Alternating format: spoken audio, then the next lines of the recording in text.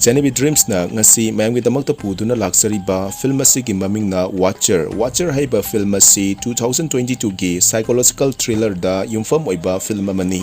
Film asi June 3, 2022 USA da release tokhiba film amani. Film asigi IMDb na 6.3 out of 10 ni aduga Rotten Tomatoes na 88% ni Google user singna 78 ki likes pikiba dugumlaba film amani. Film asigi director na Klo Ukono aduga film asida maruiba saktam langliba miyoi singi maming khara pallabada Julia gi saktam da Maika Munray, Watcher Daniel gi saktam da Bern Gormel aduga Julia gi nupa Francis gi saktam da Karn Glusman. Watcher haiba film asi explain tawsarakpada soikiba lankiba yauragasu mayamna pukchel chawna ngakpiu haina channel asigi maikaidagi ningsingjari. Mayam adudi film asi kari kamdawuno haibadu explanation asidagi mayam punna khangminarasi. Film asi haurakpada Julia magi nupa Francisca magi marketing gi promotion amagidamak Romania da chatlami. Francis ti half Romania oibana language ki problem leiramde adubu Julia di American oibana language ki problem leirami. Makoina mafam adu yaurabada makoina apartment amada leirami. Apartment adugi room du yamna chawba thonau amasu leirami. Numidangi matam laktuna Julia ga Francisca tumlami adubu Julia di tumba yaramde madudagi mana hogalaga achauba thonau duda scenario yengduna leiringaida mayuknaba building gi room amadagi nupa amana mangonda munna yengduna leibadu urami. Julia hyphen ngaklami adubu mahak tumba yanaba honarami. Francis nasu magi nupidu tumba yadre khangladuna mana tumnaba thembirami. Nongalabada Francis na Julian haugatringaida Francis magi thabak chatkirami. Julia su haugatuna lambida chatuna Romania gi city da koirami. Julia mathanta leiba amadi loli khangdabagi yamna boring chuba haibadu oirami. Namidangi matam laktuna mana thonaududa mangonda munna yengba nupadu leibra haina mana yenglami adubu nupadu leiramde. Maduda mana light off tawrami.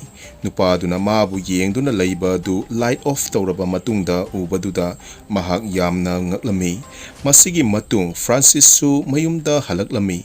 Makoi streeta walk chatlami makoi na chatpada ambulance khamduna leiramba amadi nupa amana yamna mathwai nuaitana leiba du thengnarami.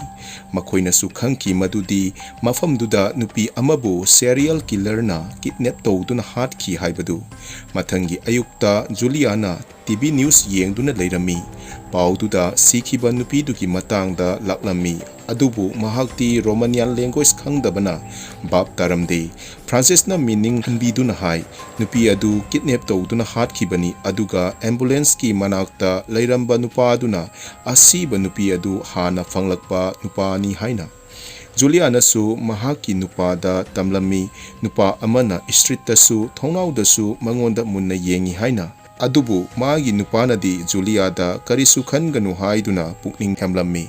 Francis nasu khalami magi nupi adu yum honglakpagi hainadaba fawba oigani khanna. Evening gi matamda Francis ki colleague kaya laktuna dinner sarami.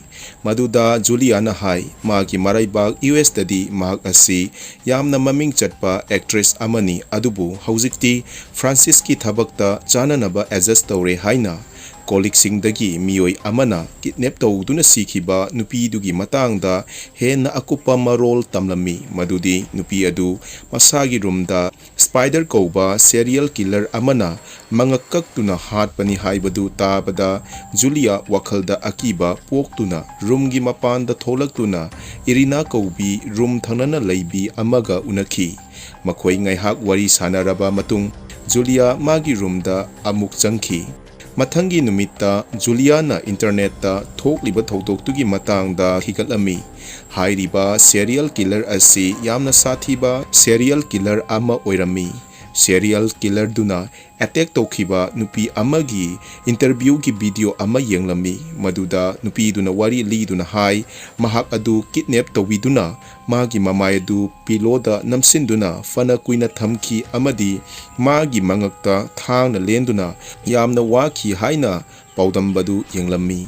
Mahak video adu yengluraba matung wakhal warami mathangi numita mana city da lakpada nupa amana magi matungda inarakpagi sanil fanglami mana inaraklibadudagi thaidoknaba movie theater amada changlami mahakna theater duda changba matamdasu mioi aduna magi tungda phambagi maong urami Juliana yamna nakna famlibadu kanano haina tunghanna yenglubada mahak kimanduna mioi adugi khongup khak uba phangki Juliana su mioi aduna mangonda ngatharakpagi maong tawrakpaduda theater adudagi hathu tholakhi masigi matung mana shopping market amada changlami Julia madudasu mioi aduna inarakpa adu sanin fanglami mana khanki madudi mahak adu suksoi soidana kidnap tawkhrani haibasi adubu mana upai ama tawduna magi roomda yawrami wari pumba magi nupa Francis ta tamlami madudagi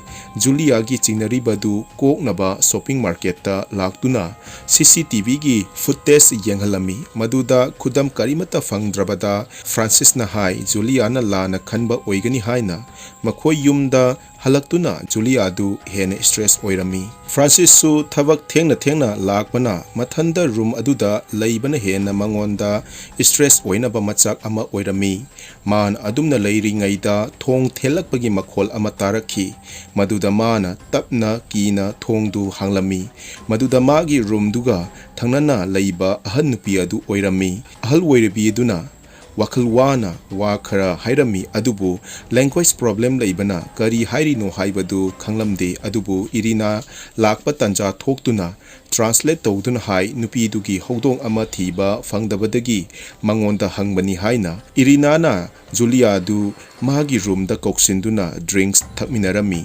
irina na Julia da hai mana London da leibada mathanda leibagi wakhibadu magi encourage tawba oina share tawki makoina wari saduna leiringaida Irinagi ex-boyfriend laktuna thong yeibadu Irinana changhandana halalami Irinana su magi pistol uttuna mahak adu protection tawjaduna leiba mini haibadu mangonda khanghalami Juliana su mangonda munna yengba amadi magi tungda inarakpagi wari adu mangonda phongtoklamlaga magi roomda laklami mahak su yenglibadu magi wakhalna oiribra natragana asengbagi yenglibra haibadu khangnaba tawrami mahakna thonaudu hangduna yengbada nupaduna yengduna leirambadu mana uki maduda mana makhut hairami nupaduna su makhut hairaktuna mana uribadu asengbani haibadu khangki Francis na su halakpa matamda Juliana wari khuding tamduna police kaunaba hairami Francis na police kauduna Juliana chingnaribadu koknaba tawrami police na su thajaba ngamlamde Francis na su hai karigumba mioi adu oiramlasu karimata kiningai leite haina Juliana Francis ta hai mahak adu free oiba ngamde aduna mafam adu thadoklaga chatkrage haina mathangi numita Julia lambida sum chatpada mana chingnariba nupa adu chatlamba mana ubadagi magi matung inabada club amada changlami club tuda Irina du thabak tawba nupi oiramduna mahaka thengnaki aduga nupa aduna cleaner oiduna leirambadu su thengnarami Irina da Juliana nupa dugi maramda kari khangi hanglami adubu Irina na mahaktu anoba oina thabak tawbana kari su khangde hairami numisigi numidang duda Juliana mathanta roomda leiringaida Irina gi roomdagi kappagi makhol ama takhi maduda mana thoktuna yenglubada thongdu hangnaba tawrami adubu hangba ngamlamde mana adumna khonjel hauna thongdu hangnaba tawbada thangnaduna leiriba mioising adu tholaktuna yenglami makhoina nafuda thong adu hanglubada roomduda kana amata leiramde adubu hogdong ama leirambaduda hogdongna oiba yai khanarami Juliana room manung changduna sum yenglubada mangonda kanagumba ama leibagi sanin fanglami adubu kanano khangdringaida ahan oibi amana kokthoraktuna room dudagi tholakhi Francis na thabak halakpa tanjaduda yumbu oiribi ahanduna Juliana mipum khuding kihanbadu tawdanaba hairami Francis magi nupida hairami mahakna magi manakta leiba ngamdabana Julia da yamna confidence oidaba maongda leihenbagi Julia da lale hairami Mathangi numita Irinagi boyfriend laktuna thong thinbadu Juliana thengnarami.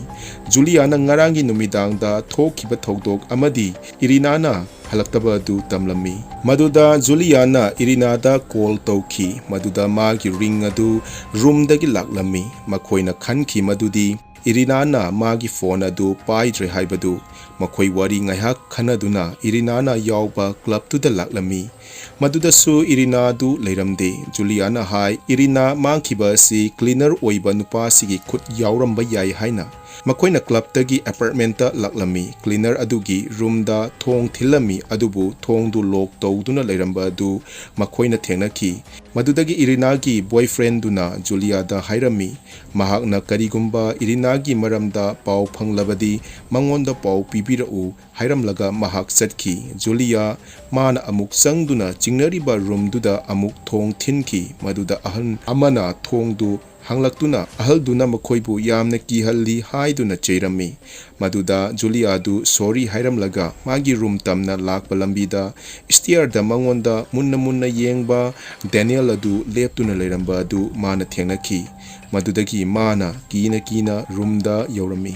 Francis su lakpa matam oirami. Tanjadu da cleaner nupa duna police ta complaint tawduna laklami madudi Juliana magi mapa amadi magi punsibu ayetpa pi haina Julia yamna ngaklami. Police adugi mamangda makhoi ani ungkhatnaki adubu police tuna waroisin puraknaba haina makhoigidu misunderstanding oibadagi thokiba ngaktani haiduna tensalalami.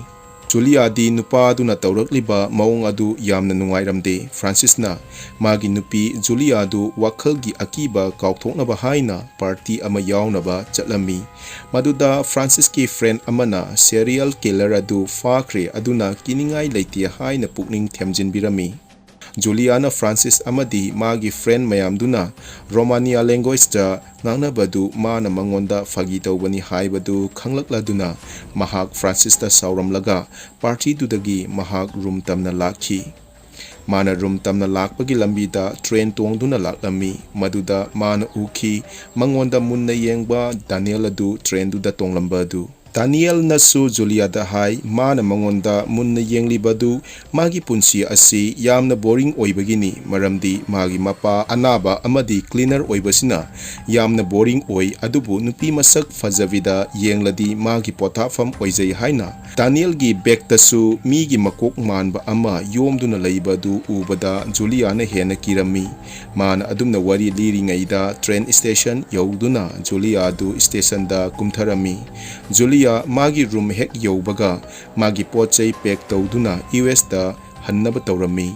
Mana adumna tawringaida Irinagi room dagi mikhol tarakhi. Maduda mana yenglubada Irinagi room da mangak yaudaba Irinagi haksang leiramba du thengnaki. Mana mateng pangpinaba laugi tawringaida Daniel na Julia gi makokta plastic bag amana yomsinduna wanthalami. Julia na wakhal lakpada Daniel na Irina bu hatkibagi wari adu mangonda sarami. Somdana Francis na Julia mangkibagi thiba du Julia na sanil fangladuna Julia na lauge tawbada Daniel na Julia gi khawri adu thang na lelami. Julia Irina gi pistol leibadu launaba sansaduna laklami adubu I thokpa hemanduna wantharami. Daniel Julia gi awaba mataudu uraga penjarami. Francis na Julia gi phone da call tawbada Julia gi phone ring adu Irina gi room dagi lakpada Francis na chingnaba amaga loinana Irina gi room da lakpada Daniel adu Irina gi room dagi tholakhi. Francis Daniel da chingnaba fauringai tanjadu da Julia na Irina gi pistol adu lauraga Daniel adu nongmoina kaptun hatkhi. Aduga Julia na Francis da warona yenglami. Asumna film asi loisali mayambusu hobudina loifauba yengbiba sigidamakta haininga leitana thagatpa fongdokchari.